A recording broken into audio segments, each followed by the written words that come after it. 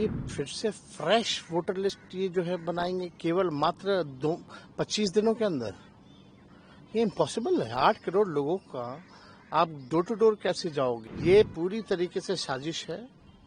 और जब आखिरी बार ये हुआ था तो लगभग 2 साल लगे थे इस प्रक्रिया को पूरा करने में, तो ये 25 दिन में कैसे प्रक्रिया पूरी कर लेंगे? ये नीतीश जी को डर हुआ, भाजपा को डर हुआ कि ये चुनाव हार रहे हैं तो गरीब, पिछड़ों, दलितों, बहुसंख्यकों का वोट काटो, अल्पसंख्यकों का वोट काटो और जो है साजिश के तहत चुनाव जीतो। बीजेपी जब जब हारती है तब तब ऐसे ऐसे कॉन्स्टिट्यूशनल इंस्टीट्यूशंस को आगे किया जाता है और उस इंस्टीट्यूशन में आरएसएस के लोगों को बैठा करके ये पूरी तरीके से हमारे संविधान और लोकतंत्र के खिलाफ है। देखिए, अचानक से ये कदम उठाया गया है। पहले ये इलेक्शन कमीशन के शेड्यूल में नहीं था और इतना बड़ा कदम उठाया गया है, हमको याद भी नहीं है कि आखिरी बार इतना बड़ा कदम कब उठाया गया। और ये फिर से फ्रेश वोटर लिस्ट ये जो है बनाएंगे केवल मात्र 25 दिनों के अंदर। ये इम्पॉसिबल है। 8 करोड़ लोगों का आप डोर टू डोर कैसे जाओगे? आप डॉक्यूमेंट्स ऐसे मांगे जा रहे हैं जो गरीबों के पास है ही नहीं। और सबसे पहली बात, ये बाढ़ से हमारा बिहार 73% क्षेत्र जो है वो डूबा रहता है, ग्रसित रहता है, त्रस्त रहता है। लोग अपना जान माल बचाएगा कि इलेक्शन कमीशन को डॉक्यूमेंट उपलब्ध कराएगा, और वो भी ऐसे डॉक्यूमेंट जहां आपको आधार की मान्यता नहीं है, ना मनरेगा कार्ड की मान्यता है। आपको प्रमाणित करना पड़ेगा, अपने माँ बाप का बर्थ सर्टिफिकेट भी देना पड़ेगा। कितने हमारे माता पिता जो गरीब है उनका बर्थ सर्टिफिकेट है, कहाँ से लाएंगे वो लोग? ये पूरी तरीके से साजिश है। और जब आखिरी बार ये हुआ था तो लगभग 2 साल लगे थे इस प्रक्रिया को पूरा करने में, तो ये 25 दिन में कैसे प्रक्रिया पूरी कर लेंगे? ये साजिश की बू है।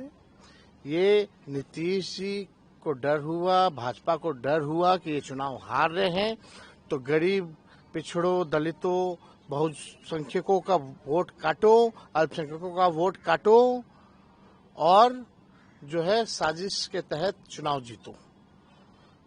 अभी ये लोकतंत्र में, संविधान में गरीबों को एक ही अधिकार है, वोट का।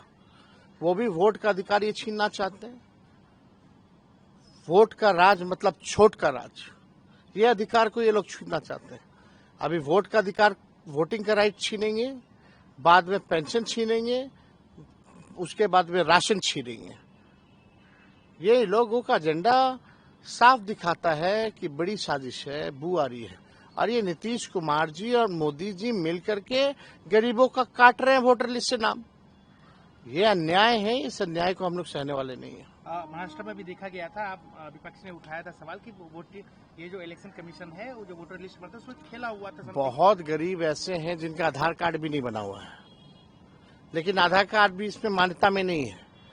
अभी कुछ दिन पहले ही इलेक्शन कमीशन आधार कार्ड को लिंक कर रही थी ताकि डुप्लीकेसी ना हो लिस्ट में, तो इसमें आप क्यों आधार कार्ड को नहीं इंक्लूड किए?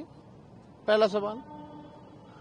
ये अन्याय हो रहा है। तो आपको शक है कि कहीं ना कहीं ये सब जो हो रहा है कहीं ना कहीं चुनाव को हैम्पर? बीजेपी जब जब हारती है तब तब ऐसे ऐसे कॉन्स्टिट्यूशनल इंस्टीट्यूशंस को आगे किया जाता है और उस इंस्टीट्यूशन में आरएसएस के लोगों को बैठा करके ये पूरी तरीके से हमारे संविधान और लोकतंत्र के खिलाफ है। एक और सवाल, आज जिस तरीके से आरएसएस के एक बड़े नेता ने कहा कि कुछ शब्द हैं दो उसको ये लोग संविधान विरोधी लोग, आरएसएस वाले लोग जो अंग्रेज के चमचे, जिनका कोई योगदान नहीं इस देश की आजादी में, एक बार छू के तो दिखाए लोग संविधान, ये हटा करके तो दिखाए। आप प्रिएम्बल्स में से सोशलिस्ट शब्द हटा दीजिएगा, आप सेक्युलर शब्द हटा दीजिएगा। यही इनका असली एजेंडा है। दे भाजपा के लोग जवाब इस पे। वो संविधान में छेड़छाड़ नहीं करने की बात कर रहे हो। ये लोग सब आरक्षण खत्म कर दिया, सब कुछ जो है निजीकरण कर दिया गया, स्वतः आरक्षण खत्म कर दिया। ये लोग आरक्षण विरोधी लोग हैं, ये लोग संविधान और लोकतंत्र विरोधी लोग हैं। बिहार के लोग इस बार करारा जवाब देंगे इन लोगों को।